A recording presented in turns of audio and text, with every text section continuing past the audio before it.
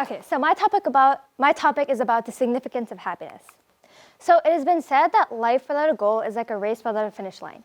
You're running nowhere. There's no meaning, there's no purpose, and you don't even know what you're achieving yourself. Like many people, when I was young, I had many aspirations, many of which were either unrealistic or very difficult to achieve. One day I would tell myself that I could become an actress, an astronaut, or even a doctor all at the same time. But as we grew up, we realized that we should probably focus on one goal, as we'll be most benefited by it and most knowledgeable in it. However, a lot of people around me, such as friends and family, have already figured out what they want to do in life.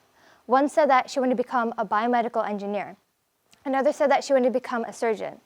Even my brother knew what he wanted to become, as he constantly found objects like toy airplanes and toy trains very interesting. He is now an aerospace engineer.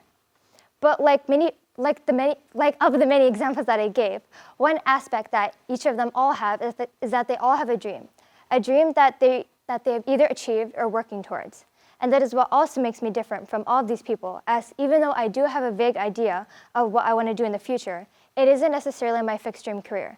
And I'm sure that there are many people in the world who feel the same way. Oftentimes, people may even be pressured by friends or family to choose a career in life and don't get the time to stop and think about what they want to achieve. And the most crucial factor is when somewhere down the line, you realize that the decision that you're influenced by was wrong, but in most situations, it's too late.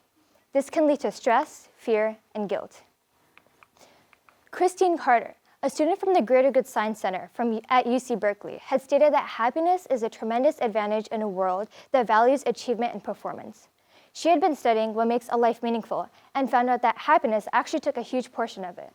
But how does this relate to my topic, you may ask? Well, Christine Carter had found out that a lot of parents value a meaningful life through the accomplishments and success of goals, and not through happiness.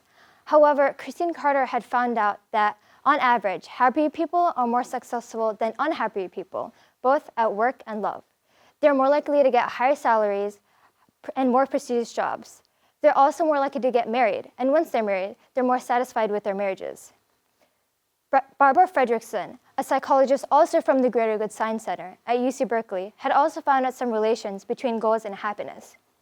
She had found out that happiness can actually broaden our thinking in ways that can make us more flexible. It can also help us build wisdom, resilience, friendship, and strength, as well as cope with stress. Happiness by itself can also help with self-satisfaction and a positive mindset. In fact, your goal doesn't necessarily have to be something as big as a career. It can be something as small as saving up money to buy a laptop next month, or probably not even watching TV for a week. Both goals are small, but play a positive impact in one's life.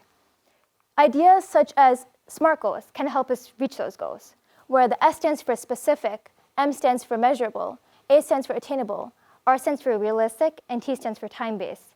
Now, obviously, these ideas and techniques are things that we've obviously all learned in school, whether it be middle school or high school, but these can actually quicken and more efficiently get to our goals.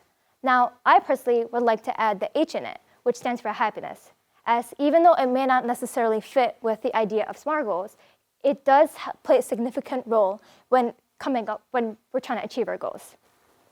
That is why it's also important, because our goals have to be something that not only motivate us, but also bring us joy. So if you're one of those people who doesn't have a goal, then you shouldn't feel ashamed, because it is okay not to have a goal. As long as you can feel moments of happiness, that's all that matters. You shouldn't run feeling confused, but you should feel happy that you stopped and did. Your thoughts reflect your actions, and by having positive thoughts, you're more likely to have better actions, not only for yourself, but for the people around you.